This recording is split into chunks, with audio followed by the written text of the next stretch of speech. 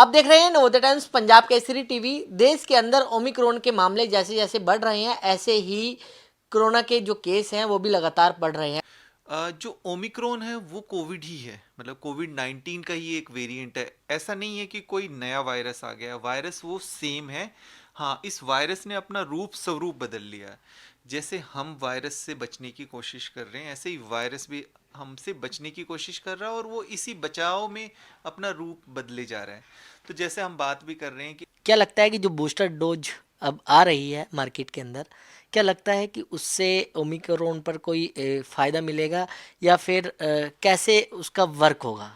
हाँ, देखिए, जैसे हम पहले से ही बात कर रहे थे बूस्टर की, खैर अभी बात नहीं कर रहे थे, बूस्टर की बात पहले से भी चल रही थी कि 1 साल के बाद या कुछ समय के बाद तो निश्चित तौर पे एक और डोज लगेगी लगेगी, है ना। तो वो पहले से चल रहा था, पर क्योंकि अब एक ये नया वेरिएंट भी आ गया, तो यहाँ पर ये चीज़ ज़रूरी हो जाती है कि हमारे जो हेल्थ केयर वर्कर्स हैं, फ्रंटलाइन वर्कर है, हेल्थ केयर वर्कर जिनको जो है ये सारी हॉस्पिटल, हेल्थ केयर इंफ्रास्ट्रक्चर के साथ साथ हमारी जो हॉस्पिटल की मैन पावर है, जिसमें डॉक्टर, पैरामेडिकल स्टाफ है, ये है, इन लोगों को पिछली जनवरी में लगी थी, तो लगभग 1 साल होने वाला है। तो इसलिए इनको प्रायोरिटी पे अब एक डोज देने की ज़रूरत है। यहाँ पर अभी हम ये नहीं देख सकते कि ये ओमिक्रॉन से कितना प्रोटेक्शन मिलेगा।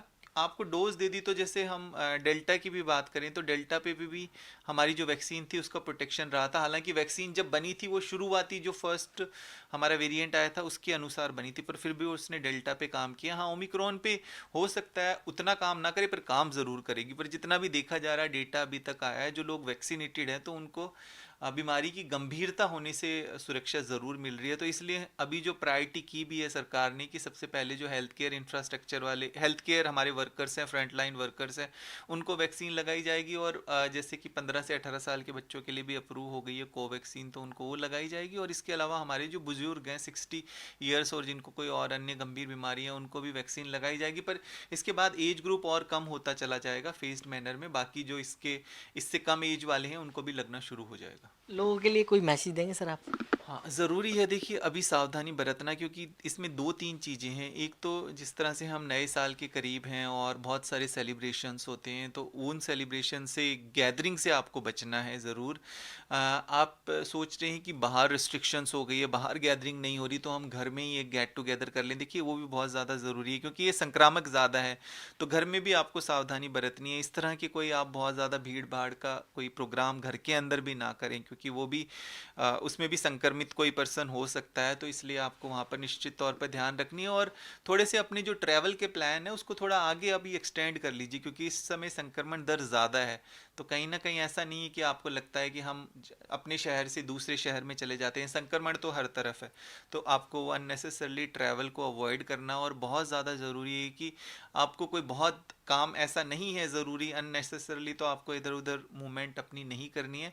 सबसे ज़्यादा हम लोगों का मकसद है, सबका मकसद है कि भाई हमारी जीविका भी ठीक से चलती रहे और हम इस बीमारी को भी, कोविड को भी, अपने देश के अंदर संक्रमण दर को जितना हो सके हम कम करते रहें। तो इसमें सरकारों का और बाकी सबका, हम सबका सहयोग होना बहुत ज़्यादा ज़रूरी है, तभी हम इस संक्रमण दर को कम कर पाएंगे। और ये जो थर्ड वेव की बात कर रहे हैं, इस थर्ड वेव को भी हम, इसकी जो इंटेंसिटी है उसको कम कर पाएंगे और इसको टाल पाएंगे।